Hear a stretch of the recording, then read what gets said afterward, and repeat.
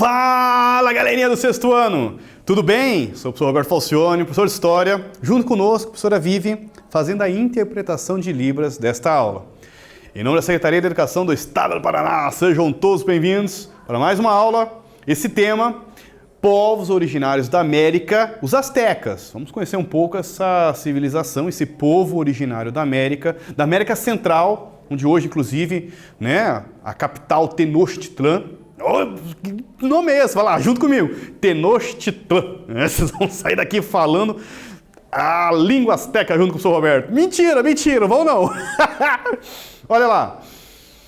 Estão hoje na cidade do México, a capital, e o que seria a cidade do México é a capital do México, e é uma civilização, é um povo originário assim que, quando o Hernán Cortés chegou, né, e como diz, chegou também para dominar e destruir, acabar com tudo, né, mas eles ficaram assim perplexos, surpresos com o nível de organização social, a cidade, pirâmides, o governo, a organização inclusive das cidades, a agricultura, as chinampas e várias outras características de origem astecas.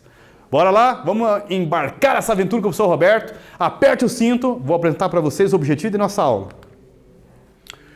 Identificar as principais características da civilização asteca. O governante asteca, essa imagem aqui é um desenho, Axayacatl, do Codex Azcatitlán, que reinou entre 1469 a 1481. Meu Deus, professor, cada palavra, não se preocupe.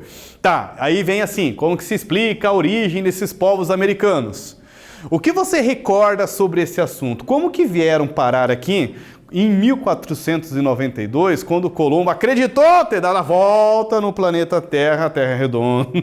Isso é muito importante.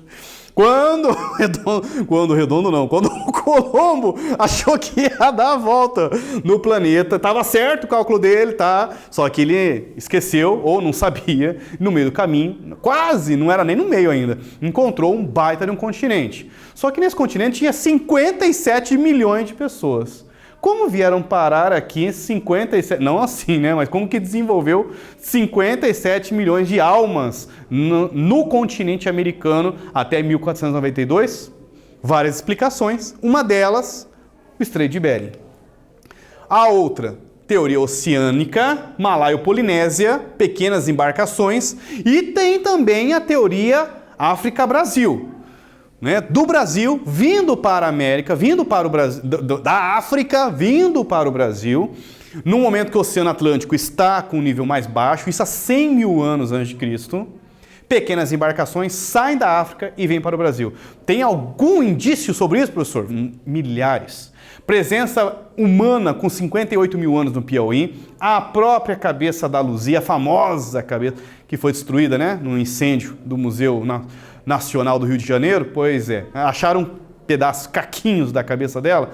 Pois é, fizeram a computação gráfica, levaram um susto, ela tem traços fisionômicos africanos, como que uma cabeça com 12, 14 mil anos antes de Cristo, aqui no Brasil, com traços africanos. Mais uns dos indícios que comprovam a presença da teoria África-Brasil. Olha lá. Os astecas valorizavam a força física de um grande guerreiro, mas e hoje? Qual profissão gera mais status social e fama na nossa sociedade? Você já parou para pensar ou para refletir por que valorizamos artistas e esportistas? Não é sempre aquela ideia da perfeição? Tanto perfeição corporal, como a ideia do gênio, né? Ele é um gênio com os pés, nossa, né? Pois é. Ou mesmo artistas, aí tudo bem, né? Poxa vida, a ideia também da ideia da representar a música, ou mesmo atores, a perfeição do corpo. Será que a gente não pensa também muito nessa ideia da força física, ou valorizar, né, a antropometria, o corpo humano? Será que não é quem sabe, guardando as medidas proporções, uma ideia também semelhante como os guerreiros astecas eram valorizados na civilização asteca? Pois bem, aqui vocês têm a imagem do polonês Robert Lewandowski, do Bayern de Munique, eleito o melhor jogador do mundo em 2020 pela FIFA. Os astecas se desenvolveram nas proximidades do lago Texcoco, uma região úmida ideal para diversas agriculturas. Se dominar a agricultura nessa região, porque uma coisa é plantar, né, num território seco, né, com irrigações. Outra coisa é você despantanalizar. Meu Deus do céu, o que é isso? Que neologismo é esse? Ou seja, tirar a umidade ou saber se apropriar da umidade para a agricultura, como as chinampas, um exemplo que era uma espécie de bases, né, flutuantes sobre os lagos onde eles faziam plantios. Impressionante. Feito de madeira e barro. Incrível. Origem asteca maia. Olha lá. Civilização possibilita compreendermos um pouco sobre a fixação dos seres humanos na América. Onde estão os astecas? Nem no norte, nem na América do Sul, América Central. Hoje atual México. Vamos lá? Região, Lago Texcoco, várias cidades. Tenochtitlan é a capital. Não chegaram a formar um império. Na verdade, eram cidades-estados, cidades que tinham a sua independência, seu governo. Mas a cidade de Tenochtitlan acabou dominando ou cobrando, ou fazendo alianças, ou cobrando impostos sobre outras cidades. Por isso que nós usamos o termo império. Mas não existia um povo chamado Azteca, que todas as outras cidades também eram astecas. Às vezes nem eram astecas. Por exemplo, outros exemplos aqui, a cidade de Texcoco, um outro exemplo de outras cidades que eram dominadas pela cidade de Tenochtitlan, ou melhor, pelos astecas. O Vale do México, com as localizações das principais cidades, isso em 1519, viu? Uma região extremamente úmida, né? Imagine eles desenvolverem a cidade no meio de vários lagos e para isso tem que ter muito conhecimento, inclusive saber dominar essa região úmida. Agora com vocês, copie a pergunta no seu caderno e responda. Qual era a localização dos astecas? Como era essa região? Ah, o Roberto explicou bem bacana. Capricha aí, galerinha. Daqui a pouquinho nós voltamos.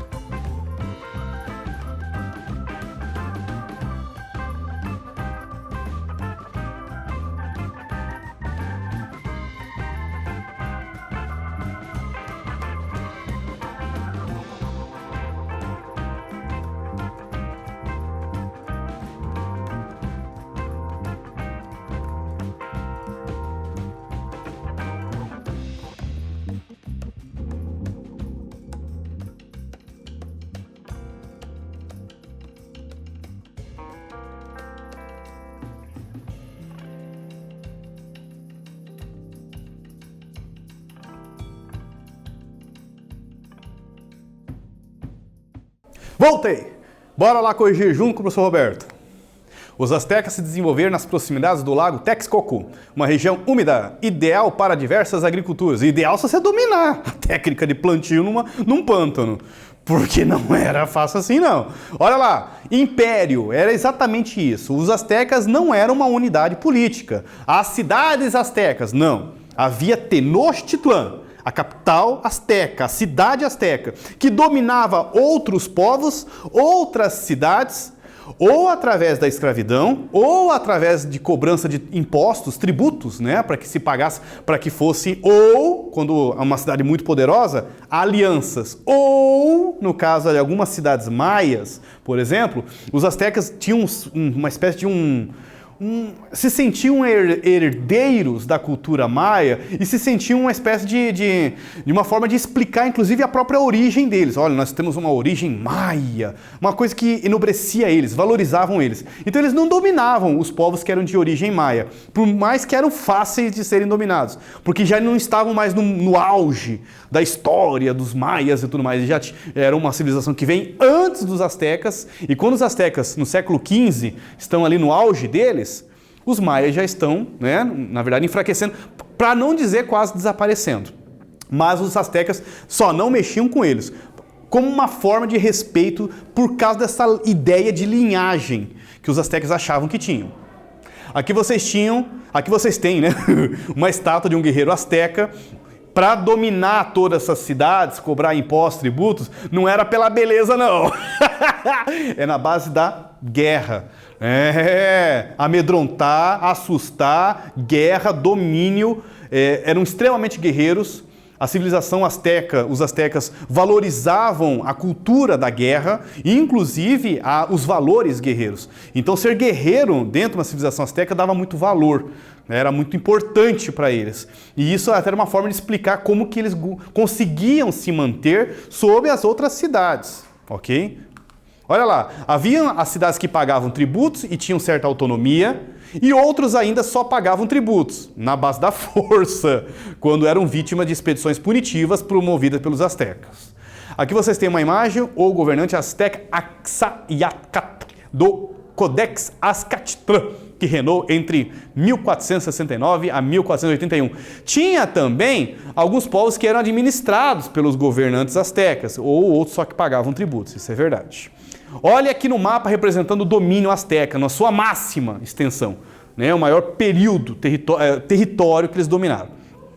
Aqui no Lago Texcoco, a cidade Tenochtitlan, vocês vão ver aqui no foco maior, a cidade Tenochtitlan, e as várias cidades que eles dominavam. Distantes, hein, galera? Muitas cidades distantes que eles ou cobravam impostos ou eram alianças, somente por alianças. Ou seja, o povo ali era forte também, não mexe com eles, vamos aqui trocar, fazer um comércio com eles e tá mais do que bom. Também. Copie em seu caderno e responda. Explique por que o Império Azteca não era uma unidade política. E cuidado com o termo império, porque dá uma ideia que parece que está todo mundo unificado, né? Unidos. Não. Significa que os astecas tinham uma cidade principal e, por serem mais poderosos, cobravam tributos, impostos de outras cidades para que eles pudessem ter a autonomia deles, ou na base da força chegava um exército asteca, ó, viemos aqui arrecadar o dinheiro, quem vai pagar ou vai ser dominado? Nós vamos invadir aí, escravizar vocês, né, empilhar o que vocês têm de tesouro. Não, a gente paga, por favor, a gente paga o preço da paz. Ou uma cidade também relativamente poderosa e fizeram uma espécie de uma aliança também para se proteger das outras cidades ou também para fazer uma aliança comercial com os astecas. Daqui a pouco nós voltamos, corrigimos juntos.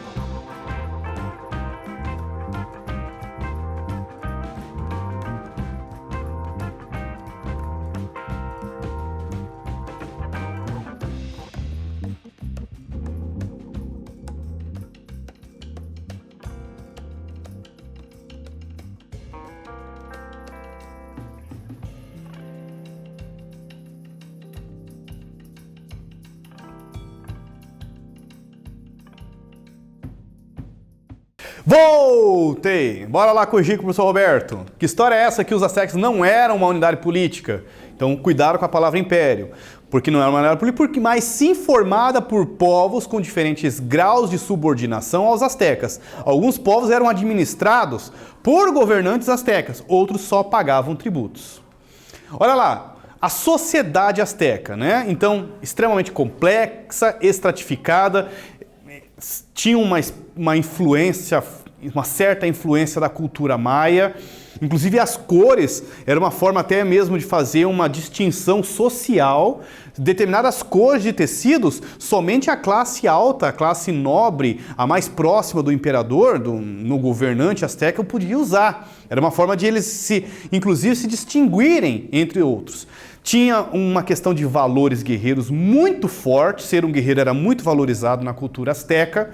E também, dentro da civilização asteca, tinha povos que eram considerados mais nobres ou povos considerados mais simples. Os nobres eram chamados de pipiltins, que eram dessa casta, esse grupo, né? Esse grupo chamado nobres. E também tinha os macerrualtins, que eram os plebeus, que não podemos chamar o povão, os mais humildes astecas. Aqui vocês têm Nezahualcóyotl, rei da cidade de Texcoco, conforme descrito no Codex Ixtlilxóchitl, no século XVI. Que loucura, professor! E não por acaso, Nezahualcóyotl, ele é o rei da cidade do Texcoco, ele está aqui representado com simbologias de guerra, um guerreiro, né? Isso era muito importante para os governantes, para eles, ok? Olha lá, o governante asteca era o chefe do exército, ele era reconhecido como Tlatoani. O que é isso? Era uma espécie de um título dado a ele, uma forma de representar o termo governante. Não havia a palavra governante para eles, eles falam assim, o nosso Tlatoani é o famoso fulano, é o ciclano, é o Montezuma, um exemplo, né? O Montezuma é o nome dele, né? Desse governante aqui. Só que eles usavam o termo de Tlatoani. A nobreza era formada por vários sacerdotes, chefes militares, e aqui vocês têm um desenho representando a coroação do governante Montezuma I em 1440. Não, o desenho não é de 1440. É sem data, mas o desenho, a coroação dele ocorreu em 1440. Olha lá, havia os guerreiros do baixo escalão, né, os guerreiros mais soldados, né, o soldado raso, por exemplo. Tinha também a elite militar, né, o coronel, ali o capitão, o que chefiava o líder militar, chamado de guerreiros jaguar. Por isso essa representação, inclusive aqui, que era a elite militar. Os melhores, ou os líderes, os mais poderosos, eram chamados de guerreiros jaguar, que é uma representação, inclusive, da própria fauna da região. O jaguar, a onça, são animais que tem na região e pela sua velocidade, feroz, poder, pegavam esses animais para representar. E tinha muita simbologia, inclusive, com profecias. Quando eles se encontravam por um jaguar, por exemplo, era uma ideia assim de uma forma dos deuses passar uma mensagem para eles. Tinha toda uma simbologia bem interessante aí. Os camponeses, artesãos e trabalhadores urbanos compunham grande parte da população asteca. Copie seu caderno e responda. Última atividade da nossa aula de hoje. Como era a sociedade asteca? Estratificada, complexa, com muitas divisões. Explica aí para nós, daqui a pouquinho nós voltamos.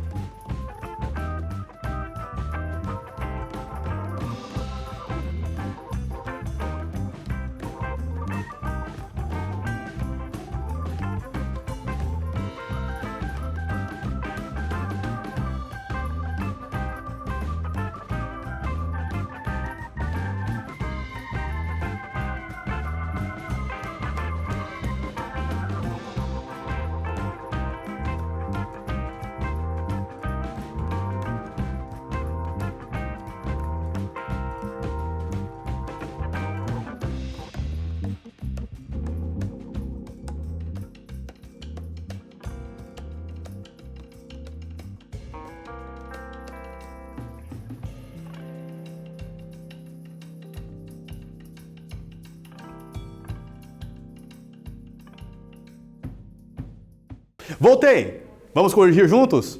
Olha lá. A sociedade asteca era complexa, estratificada. O que quer dizer com isso, professor Roberto?